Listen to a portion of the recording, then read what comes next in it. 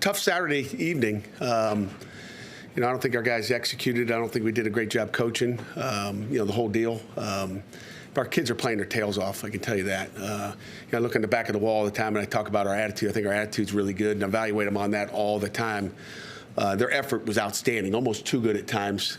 Sometimes we're trying to do too much at times, and we've just got to do our job, especially on special teams. I mean, I think MJ scores a touchdown. Everybody wants to score a touchdown every time they line up on that team, and guys are going extra, and they're doing a good job of trying to, screen and like we coach them to do, and we just got to do a better job at it. So, but they're playing their tails off in every phase of the game, and that's all you can ask for is effort. And I think we're a tough football team. So, our knowledge, our details have got to get better. That's something you see, just the tiny little details that are hard to see on videotape for the normal eye, and we have to clean those up. And in the game of football, if it's just one guy doesn't do it the right way, and you got 10 guys that are busting their tail and doing everything right, and one guy, offensively, defensively, or special teams for that matter, good things don't happen. So we closed the chapter last night. We're moving on. And, we got I think just a team that's getting better every week. Virginia Tech, Coach Pry coming to town, old Penn State guy. You see some of that flavor defensively, and you see some Penn State offensive stuff as well. Really both sides of the ball. So it'll be another good challenge for our guys to bounce back and find out what we got. Questions? Do you see this as this loss against Georgia Tech similar to the loss last year against Western Michigan, where you guys kind of turned it around, made some adjustments?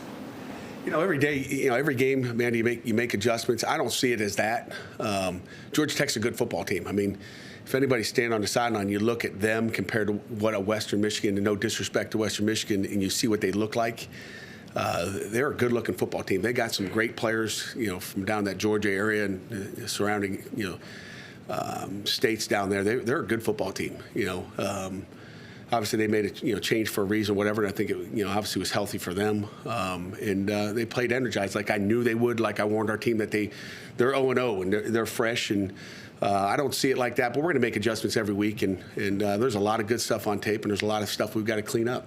Pat, you mentioned knowledge and details being things you need to fix. Did you expect that to kind of be an issue with how much experience this team has on both sides of the ball? Yeah, but it's always. I mean, if I had to pull it up there, attitude takes no talent. Effort takes no talent. Toughness takes no talent. Knowledge takes some talent, and you still got new guys out there, whether it's at the linebacker position. We've had some new defensive ends out there. You got a new quarterback. You got new wideouts. And you got a new offensive coordinator as well. And I think that's always, there's growing pains that go with that, and how you want it done, and what you're doing and how you're doing it, and transitioning from different styles of games based on who you're playing. I mean, you got a quarterback out for a game, game and a half, whatever it is, and trying to, okay, what do we have to do this week? And then you mold into what you need to win that week, and getting out of the mold and doing what you do, I think is been a little bit of the, there's not been a whole lot of consistency as far as, who's out there and when they're out there and what we're trying to do and need to do to win a football game. Considering what you just said about the newness, is there such thing as maybe being too self-assured? I mean, this team is very self-assured all to start off. Right. Being too confident? Yeah. I don't think there's anything wrong with confidence. I think you better be confident. You better be confident what you're doing, in your jobs, our jobs. You better be confident what you're doing. I like confidence. If you don't have confidence, you got bigger issues than anything. But you got to, there's got to be reality too. I think we got a good balance of that. Keenan didn't get a chance to, go out and play after the Tennessee game. Are you curious to see and excited to see how he bounces back now that he does have an immediate shot, I guess, at coming off a loss? No doubt about it. I mean, I think putting those games together, back to back, and playing your type of game, and it takes reps, and it takes time too. So I was happy the way he played in the second half. Not as happy in the first half, but again, it wasn't all him. There's some protection stuff and things that we got to get cleaned up, and again, against a good football team too. I think they're talented. When you're struggling like that, I mean, I think it was 2 of his first 10 for like 8 yards. Mm-hmm. I mean, does the thought cross your mind of let's try something else, try a different quarterback? Not at all. Not even close. I mean, he's the best quarterback we've got at this point, without a question. I mean, just watch the way he operates in the second half. And you talk about having a short memory and be able to, to rebound in the second half, first half compared to second half. But again, we got to get in a rhythm. I mean, how many plays did we run in the first quarter? Does anybody know? Offensively? 9 plays. Okay, you don't get in a rhythm. It's hard as, I'm just telling you, it's hard as a play caller to get in a rhythm when you run 9 plays in the first quarter. So let's, the first attempt, the first play of the game, we go to throw it, and we got a guy that's wide open. Okay, Keaton can't see him because there's a protection issue, and then takes a hit. I mean, just start off in that play. Second play is a drop. So, you can talk completions, whether it's in the NFL or it's college football, you either catch it or you don't. So we just got, everybody's got to help them too. I mean, completions are all the quarterback. And again, it was a little sloppy early. Just, the weather was, I think the second half the weather got a little bit better, but we had a little steady drizzle, I think, in at least the first quarter, and we didn't do well with that. Now that you've had time to go back over the tape and watch it, how much of it was just purely timing and anticipating not only where his team would be, but how the defense was reacting in certain situations that you guys drew up to give him different opportunities? I think that you find out what they're giving, what they're doing, and then we adjusted, I think, for sure in the second half and did a good job at halftime. But it's always part of that. I think that's a game of football. It's what we deal with, and everybody's going to play a little bit different. Do you think Keaton's as comfortable as he maybe could be or should be in the pocket and back under center? I do think I think he's really comfortable back there. You see how he sits in the pocket and throws the ball. He's not afraid to sit back there and take a shot and throw the ball. I mean, he does it, and that's what you have to do. He's not a scrambler. He's not a guy that's going to, just take off and run for no reason. He wants to, we just got to get him in a rhythm, and that's us as coaches getting him. Our job as coaches got to put our players in position. And when I talk, go back again to Saturday evening, our job as coaches, and again, there's a lot of blame to go around. It starts with me and the coaches, as I've said already after the game. We got to put our job as coaches to put the kids to be successful, put them in position to be successful. And as you keep going, that's what we have to do, is put them in better position to be successful. What's your evaluation of Jaden Bradley? He had a rough game against Rhode Island. Didn't have a great start to this game. Had those 2 touchdowns late. Is he doing the right things? He is. Jaden, I'm fired up for Jaden. Bradley's done a nice job. He's fought through some adversity. Things aren't going good. Short memory, everything you want to see out of a wideout, and we've helped him out as well. Jaden's a very, Jerry, he's confident. Okay, he's very, very confident to the point where, he thinks he knows every position. I can play the X, I can play the Z, I can play this, I can do it all. And we had him learning them all. And a mistake on our part, you might know what you're doing, but can you do it at a high level? He wasn't doing it at a high level, and that's our fault as coaches, not putting him in position to be successful. And I think, what we've done the last 2 weeks have said, listen, you're playing one position, and you're gonna know that position in and out. And and again, what you lose by that is, maybe he's that 4th receiver in the game, and you want to get him in whenever you're able to get him in. Kanate needs a break, go in there and take him, go for the Z, go for the X. But we're not doing that anymore. We're when your position needs a blow, that's when you go in, and just trying to just slim down what he has to know so he can play fast and do everything exactly the way we need it, because everything's precision. Again, it's one guy. One guy runs a bad route, and it messes up the levels in a pass concept. You have issues. Everybody's got to be in the right spot just to spread the defense out. And I know you never like to lose, but is there almost a little bit of a benefit to have an ugly loss like this early in the ACC schedule, so you can really view everything and kind of start over from scratch before you're in the midst of everything? Hate to lose. I don't know if there's ever a good loss, because you can learn from a bad win too, and we've done that as well. But we just got to keep getting better as a football team, and we're going to learn regardless of a loss or a win. We're going to make our adjustments and regroup and start over again. Go ahead, Joe. You haven't had your 5 offensive linemen together at all this season. There's 5 guys that tend to come back together. Does that have a lot to do with what has happened so far this year? And I hate to even ask this. When do you expect to have them all back together? I don't know, Jerry. on your second part of the question. But, yeah, hey, anytime you don't have them all playing again, I think you guys asked the question after the game, you want them all together. You know, there's the cohesion and a comfort level when you have them all in there. And we had some missed IDs, you know, which we haven't had a lot, you know, and you go to this game and all of a sudden there's some, you know, some center miss IDs, which, you know, Owen doesn't have very many of those because he's a veteran. And you know, followed up Jimmy, and you know, and Cradle's done an unbelievable job, but you know, he gave up some pressures and some misidentifications as far as where the linebackers and where we're targeting and where we're going, and that doesn't help the quarterback any, doesn't help the offense any, but we'll get it cleaned up. You brought up that Virginia Tech is a Penn State flavor, obviously, with Coach Pride being there for a number of years. What have you seen so far on the tape that signifies that? You know, obviously, you know, he's got his mark on defense. You know, they're playing really good defense, which, you know, he did when he's at Penn State. That's why he got that job down there, because of the consistency and the type of defensive product he put on the field. So, you know, they're playing really good defense. And he's got, you know, an old Penn Stater that's, you know, running his offense. So, you know, you see, you know, what he'd like to do, what his vision of an offense and a defense is and a football team is. At 15 carries for Vince is more than he's had since last September. What went into using him so much, and why'd you make that choice? Sometimes you don't have choices. I mean, you know, Izzy was banged up a little bit, and got banged up in the game, not prior to the game, and you know, that happens. That's, you know, it's going to happen, and we got a lot of confidence in Vince. You know, I don't know.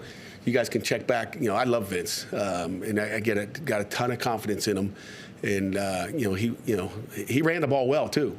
You know, he ran the ball well. He put the ball on the ground a couple times, which, you know, is going to get you beat, period. And I don't know if he's had a fumble. I can't think of a fumble in the last 2 or 3 years that Vince Davis has had. So mark that as one of those one-timers and never expect to see it again. I mean, that's the type of kid Vince is I'm sure he's hurting from it and feels bad. And, you know, he'll be holding on to that ball a little bit tighter, you know, the rest of the season. Sometimes it's got to happen for you to go, let's go. You have a chance to see Kenny play at all? I know you were busy yesterday, but yeah, well, I got home about 11:15 last night, and as soon as I got home, my kids were like, "Dad, you want to watch it? We DVR'd it." You know, I was getting this sling of, I mean, you know, I'm in the middle of the day, and I look at my, you know, I got a family text, and I'm seeing, you know, all these Steeler emojis and flags, and the fans were going nuts and all that stuff. So I went home and stayed up a little longer. Usually when I get home, I pass out, but. You know, I actually had, you know, text exchange with Kenny last night and his dad, but I was happy for him, and you know, I think he's only going to get better with reps, and yeah, I'm happy for Kenny and the family, and you know, we'll see how it goes. You've got a lot of work for Tyler Wiltz, especially with Servasi and Shane on Saturday. How did he do with maybe more workload? Tyler did great. Tyler had a really nice game. I was excited about what we saw. He plays fast. He's been productive, and he just keeps earning more reps every week that we play him. That's for sure.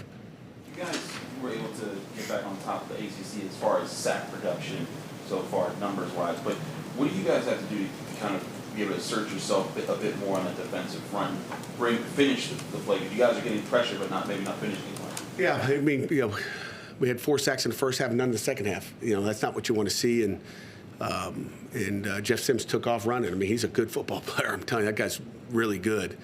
I think he's got a chance to play on Sunday somewhere. I'm not sure if it's a quarterback or not, but you know, I made sure to search him out after the game just to tell him what a nice ball game he played. I mean, he can run. You know, he got the edge a couple of times, and our guys misjudged his speed around the corner, and a couple of them were some busts. You know, it hurts when this is a hash mark, and the ball is tackled right there, and the defense thinks it's on a hash, and as a play call, you look down at your call script, and it's okay, we're on a hash here, and you call a play, and all of a sudden the ball ends up being over here, and you're like, what, you know, and also now it's in the middle of the field, becomes an issue, but hopefully we can, you know, correct some of that, but you know, we made some, you know, errors, you know, with some of that, and put, you know, the only big pass of the game was, you know, if you go back and look at, I think it was a 33-yarder, was all just, I mean, Haba's got a sack or Bengali's got a sack if we just do it the right way. It was been sack number 5, but you know, we didn't do a good job of over-communicating on defense. We assumed everybody knew what was going on, and we you know, assumption will get you beat, and that's knowledge, that's communication, that's over-communicating, and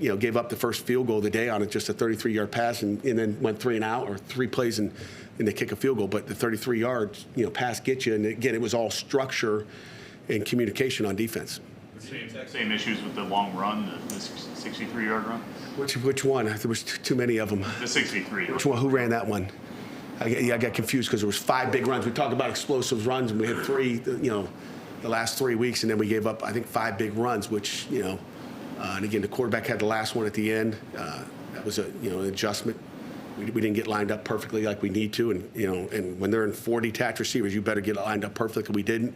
Again, I don't remember the 63-yard one. If you could tell me, was it a tailback or? Like a first down, yeah, tailback. I think you guys had just cut. You guys had just scored.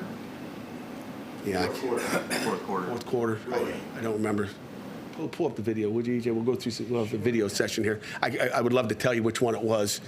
I can remember the quarterback on the zone on what we call a swap play, sweep with the tailback, quarterback inside zone. There was another one.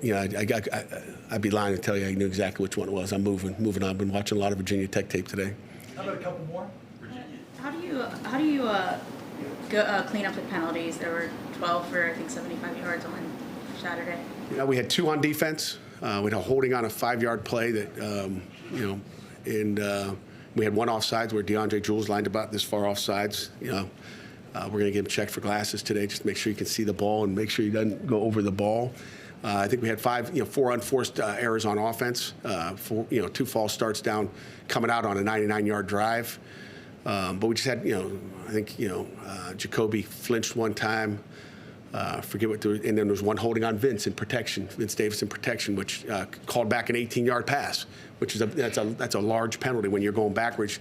You're talking about a 28-yard penalty there because of the yardage we lost in the play and the penalty yardage. So, again, we've been pretty solid on penalties. The most disappointing was what I started off with, Amanda, talking about the special teams penalty, where our guys are busting their balls down the, butts down the field and trying to cut people off and not getting it done and in the proper technique. And they're busting their butt to get things done, but you just sometimes try too hard. MJ can make people miss, and if you can't get your block, pull off and find a different color jersey. Virginia Tech has given up the 3rd fewest sacks in the conference so far. What have you seen that they do well in protection to keep their quarterback alive in plays, and how do you guys have to counter that to spark more sacks this week? Grant Wells does a good job at knowing where to go, where to go with the ball. He's a seasoned quarterback from Marshall, and obviously a transfer in there. He can make all the throws. He can run. He does a lot of scrambling, so we've got to be able to, we got to be able to get him in the pocket when we have opportunities. We can't let him run. They run a lot of draws, with him as well. So he's going to be a ball carrier a lot like we saw this past weekend. So last weekend will be a good challenge for our guys, and then following it up with another similar offense. They're very similar to what they've been the last couple of years offensively with some of the things they're doing. It's almost like they went back and watched all last year's season and said, let's do the same thing. New head coach doing the same things kind of on offense, which are very similar to what they did at Penn State as well. I don't know if I answered your question.